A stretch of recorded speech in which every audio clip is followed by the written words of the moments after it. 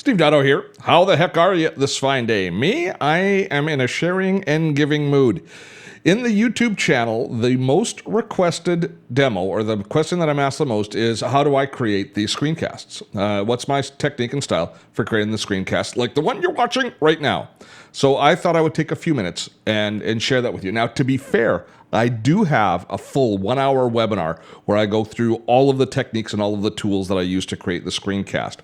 This is going to be kind of the Reader's Digest condensed version. I'm going to quickly walk through all of the different things that I do and the tools that I use to create the screencast that you're watching. So does that sound like something worth viewing? I believe it does. So screencasting today on Dotto Tech.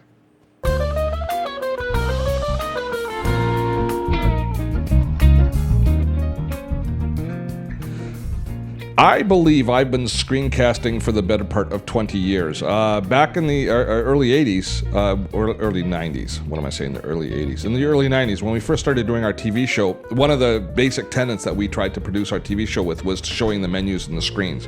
So we went through all of these hoops in order to record the computer screens on television, which was a nightmare with the hum bar. Do you remember that? With interlaced TV, all of the challenges. So I've been actually doing screencasting for my pretty much my entire career.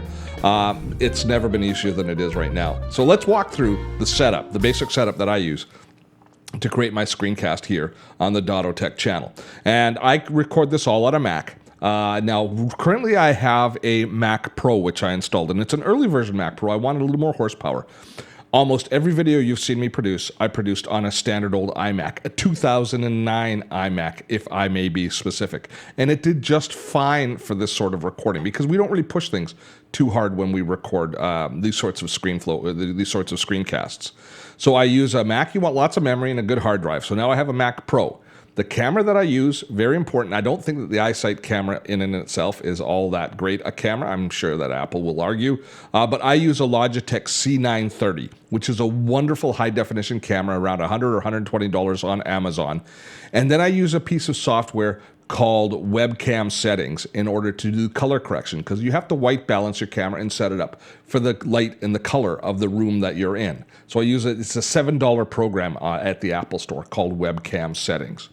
Then as far as the rest of the physical setup, I've got a great mic. See my mic? Oh, it's an awesome mic. It's an Electrovoice RE20.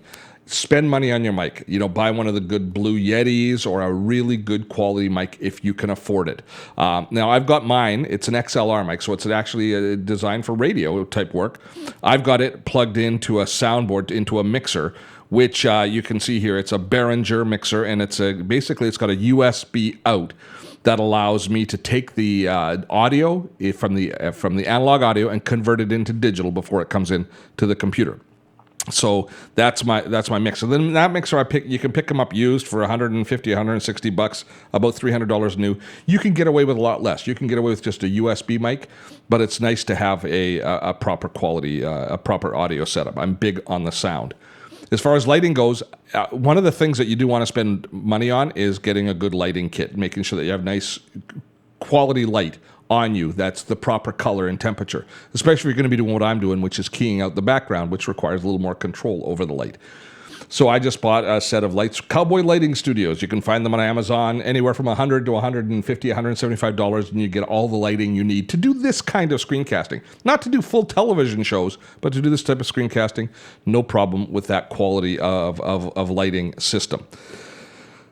The real secret, though, the real key, I think, for me, is the tool that I use is the software. Now, I use an app on the Mac called Screenflow, and I am somewhat enamored of Screenflow. It's a $97 software package. Now, when I first bought it, I think it was $300. So they've dropped the price to $97. It's the best $97 you can spend if you're into this. I use it. It's a multi-track video editor. It captures all of my different sources. So you see it here on the screen in front of you right now. Now on this screen, this is actually the output or the editing file for a video which I posted a couple of weeks ago. And you can see the multiple tracks. Now this track at the top here has my animated opening. This one here is the video track. And this is the screen capture track. So it's capturing the screen. It's capturing the video, it's capturing the audio, it's capturing everything all together and then combining it in and bringing it in together. And we can see here in my media area here, that I've got all of the different stuff that I recorded, plus other graphical elements and other video elements that I've imported into the file in order to output the final video. So from the time I start recording till the time I'm finished is a couple of hours. I first of all lay down all of what I'm doing right now. I do my talking through, and then I pull the different pieces together. I've got like this opening that I created in Fiverr. It cost me $15 to create this animated little opening in Fiverr. So I drop that in, and it has the music mixed together. And I've got my old school closing from the TV show days, which looks like this thing here.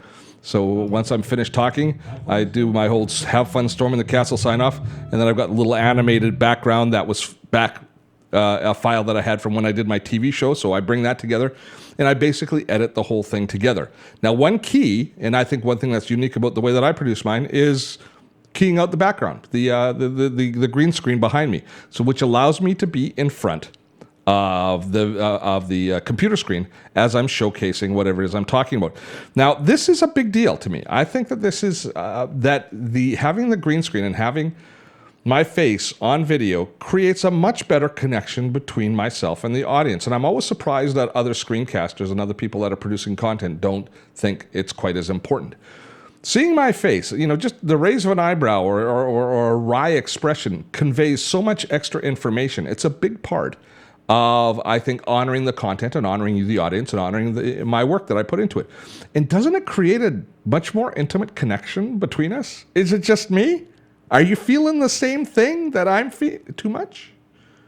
I hope not, because I think that this connection that happens, having my face on the screen, is well worth the extra effort. Now, it does take time. Now, here's how it comes together. If we take a look here, I'm going to pop up the video track here. In Screenflow, there's in the video filter area, if we go into that, we can see that we have, let me just click on the track. There it is, pop it down. We can see that we have the chroma key put in. Let me turn it off not on the video that I'm delivering, but on this video here. And you can see, oh my goodness, I don't know what side I'm on, but you can see that now the green screen, you can see the background. And if I take it out and if I turn it back on, it then keys out the background again. Do you see that? And so that is, to me, a process that is well worthwhile as far as putting these videos together. Once it's all done, I package it up, I export it, I upload it to YouTube, and then I go through a publishing process, which I've actually got webinars on when I talk about my publishing process, which is a big part of the overall YouTube marketing. But that gives you a snapshot of the tools that I use. Screenflow, a Logitech C930 or 920, I think it's the 930 camera, webcam, about $120, $7 or $8 worth of color correction software in the camera called Webcam Settings. A nice, good quality microphone. Spend $200 to $500 on your microphone. An audio interface that you can spend anywhere from $75 to several $100s on. $150 worth of lights. $150 worth of green screen.